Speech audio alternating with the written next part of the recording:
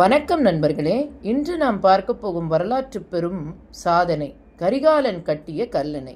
இதுவே உலகின் மிக பழமையான நீர் வழி தடுப்பு அமைப்புகளில் ஒன்றாகும்.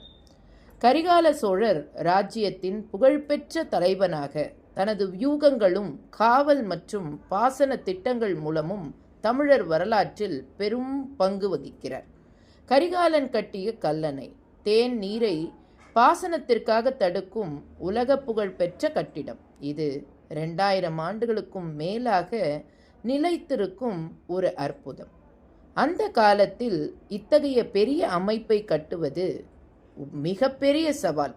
கல், மணல் போன்ற இயற்கை பொருட்கள் பயன்படுத்தப்பட்டன.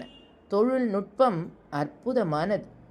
கல்லணை மூலம் கடற்கரை நிலத்திலும் நிலையான பாசனத்தையும் பாசனத்துக்காக சேகரிப்பையும் அளித்தது. இத்தகைய குறைந்த சவாலில் பெரிய சாதனை உலகிற்கு மிகப்பெரிய எடுத்துக்காட்டு. கரிகாலன் கட்டிய கல்லணை இன்று கூட தமிழ்நாட்டில் பெரும் பாசனத்திற்கு பயன்படுகிறது. தமிழர் அறிவு மற்றும் தொண்டை தொழில்நுட்பத்தின் மகத்தான உதாரணம். இந்த அரிய நினைவு கட்டடமைப்புகள் தமிழர் அறிவும் திறனும் எவ்வளவு முன்னேறியுள்ளன என்பதை நமக்கு நினைவூட்டுகிறது. உங்கள் நண்பர்களுடன் பகிர்ந்த இந்த பெருமையை பரப்புங்கள். கரிகாலன் காலத்தில் கல்லை இடும் பொழுது வெவ்வேறு வகை கல் மற்றும் பாசனத்தை கலந்து கலவை பயன்படுத்தப்பட்டு நீரை தடுக்கும் திறன் அதிகரிக்கப்பட்டது. இது அந்த காலத்திலேயே ஒரு பெரிய அறிவியல் அதிசயம்.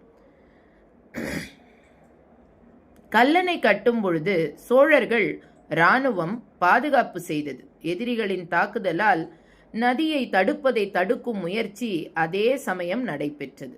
கரிகாலன் காலநிலையை பார்த்து பாறைகளின் இயற்கை வடிவத்தை பின்பற்றி கல்லணை வடிவமைத்தார். இதனால் நீர் ஒழுங்காக பாசனத்திற்கு செல்லும் வழி உருவானது. இந்த இரகசியங்கள் மற்றும் கதை சொற்பொழிவுகள் கரிகாலன் அறிவும் தமிழர் அறிவியலும் எவ்வளவு முன்னேறியுள்ளன என்பதை நமக்கு காட்டுகிறது. இத்தகைய அறிவுத்திறங்கள் இன்று கூட பயனுள்ளதாக உள்ளன. நன்றிகள் பல.